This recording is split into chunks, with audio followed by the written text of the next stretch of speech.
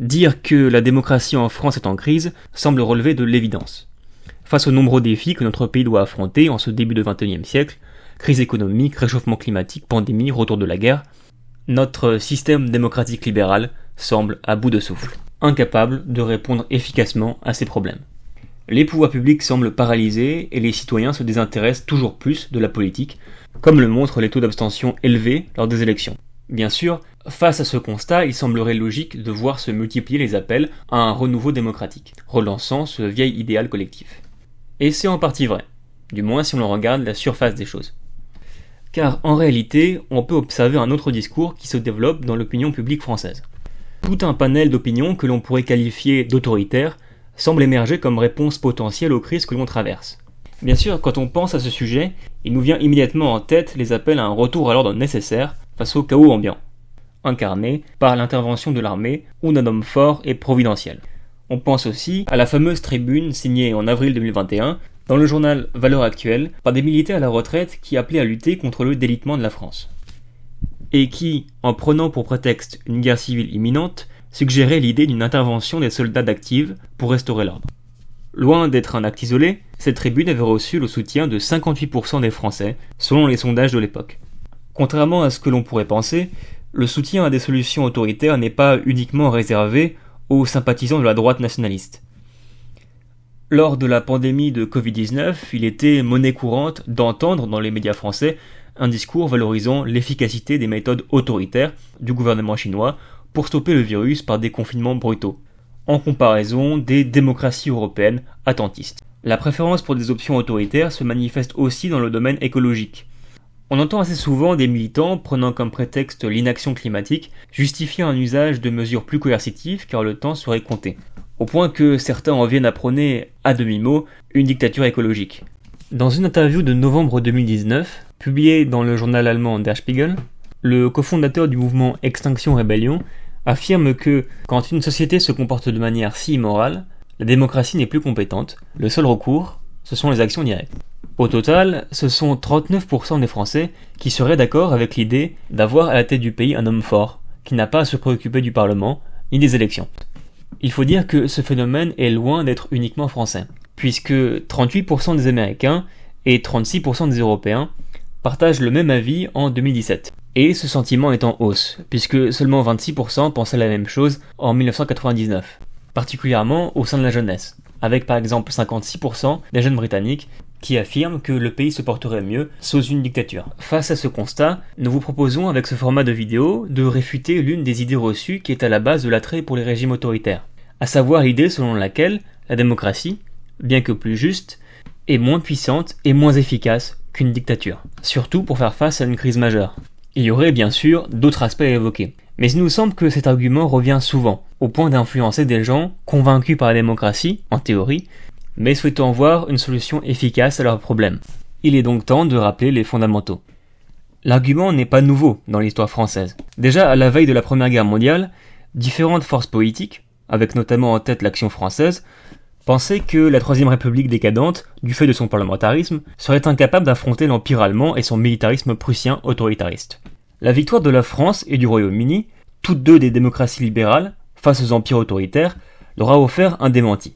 L'antiparlementarisme a pourtant repris de plus belle à la veille de la Seconde Guerre mondiale, là encore considérant que seul un régime politique fort serait capable de tenir tête à l'Allemagne totalitaire.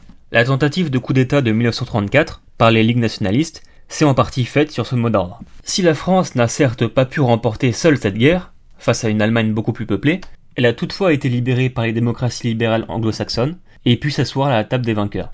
Il faut cependant souligner le rôle clé qu'a joué l'URSS dans cette victoire, elle-même un régime totalitaire communiste. L'URSS s'effondra à son tour pendant la guerre froide sous le poids d'une course à l'armement intenable et des nationalismes.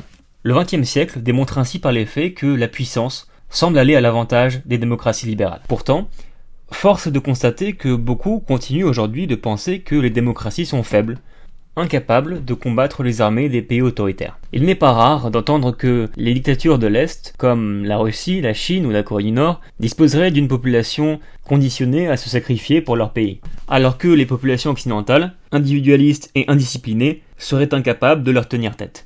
Avant le début du conflit en Ukraine, l'armée russe était perçue comme une force capable de balayer toute l'Europe de l'Est. Elle reste aujourd'hui une force redoutable, mais il est clair que des pays comme la Pologne ou la Finlande pourraient lui résister efficacement. Au fond, malheureusement, cette idée d'une impuissance militaire des démocraties trouve un écho jusque dans notre Constitution, puisque la Ve République prévoit dans l'article 16 de celle-ci que le président de la République peut prendre les pleins pouvoirs en cas de crise grave, notamment en cas de guerre, perpétuant ainsi l'idée que la démocratie n'est pas adaptée en temps de guerre. Il nous semble important, dans le contexte géopolitique actuel, de confrontation croissante entre les pays occidentaux et certaines autocraties comme la Chine ou la Russie, de rappeler les forces des démocraties libérales. Nous entendons par ce terme les régimes pluralistes qui fonctionnent sur la base de l'état de droit, des libertés individuelles et du suffrage universel. Faire cet exercice est important pour ne pas se faire avoir par le narratif des régimes autoritaires qui visent à saper notre modèle jugé décadent. Ainsi, les études réalisées sur le sujet montrent au contraire que les démocraties ont tendance à être plus efficaces sur le plan militaire que les dictatures. On peut citer l'ouvrage Democracy at War de Dan Reiter et Alan Stamm, où l'on apprend que les démocraties remportent 80% des conflits auxquels elles participent, contre 25 à 40% pour les dictatures. Les auteurs avancent 2 raisons pour expliquer cette surperformance. D'abord, un effet de sélection. En effet, comme les démocraties sont soumises à la pression de l'opinion publique, elles limitent leur engagement, privilégiant les guerres avec une forte chance de gagner, alors que les dictatures prennent des décisions biaisées par l'idéologie ou la fuite en avant pour légitimer le régime en place. Le second argument avancé est une meilleure efficacité tactique des démocraties. La culture démocratique favorisant la transparence des informations, l'initiative individuelle et la responsabilité améliorent l'efficacité militaire.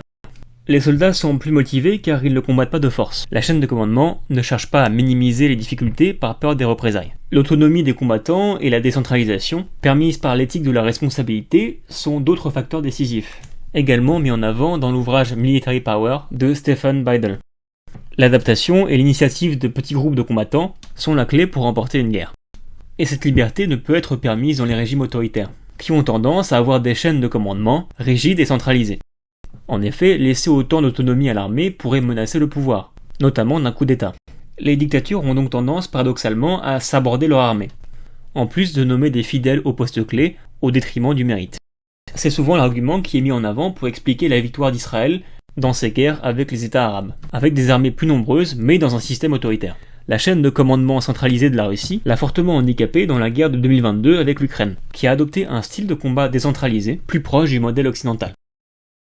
Venons-en maintenant au second point qui appuie l'idée reçue, celui qui suppose que les dictatures permettent d'agir vite et efficacement dans les décisions gouvernementales, là où les démocraties sont paralysées par des débats sans fin. C'est au fond la critique qui revient le plus dans l'antiparlementarisme.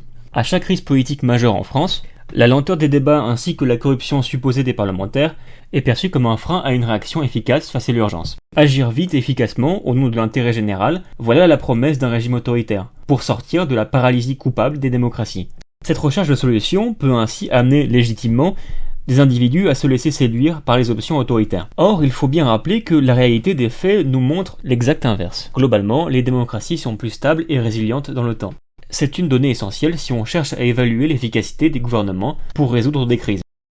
Une démocratie s'adapte plus facilement aux crises, car elle permet la délibération pour trouver les meilleures solutions. Ces institutions sont beaucoup plus souples. Elles sont capables de se réformer, car le pouvoir n'appartient pas à un groupe permanent. Une dictature ne peut vivre aussi sereinement une crise majeure. La critique est très difficile du fait du risque de répression, l'alternance au profit d'un groupe plus efficace, impossible. Il suffit de comparer les États-Unis, dont la République, instituée en 1776, a réussi à s'adapter malgré des crises immenses comme l'abolition de l'esclavage, tandis que son rival soviétique n'a pas pu maintenir ses institutions plus de 80 ans. La guerre froide, qui a été une crise partagée, a enterré l'URSS alors que les États-Unis ont réussi à s'adapter, malgré des secousses fortes lors de la guerre du Vietnam.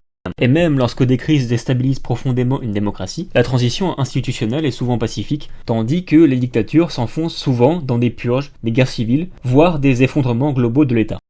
La France incarne bien ce principe, avec ses changements réguliers de république. Malgré des tensions fortes, la continuité de l'État est assurée, et les nouvelles institutions corrigent les problèmes à l'origine de la crise. Au-delà de l'efficacité en période de crise, la gouvernance ordinaire va aussi à l'avantage des démocraties.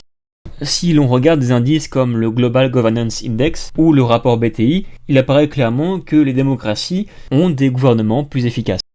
Sur tous les indicateurs gouvernementaux, les démocraties surperforment face aux gouvernements autoritaires. Et c'est assez logique. Un dictateur peut prendre facilement une décision, mais rien ne garantit qu'elle sera appliquée réellement, notamment car les groupes marginalisés par les décisions peuvent résister. Une démocratie prend certes plus de temps pour la délibération, mais comme elle inclut tous les partis concernés, la décision prise sera plus facilement appliquée.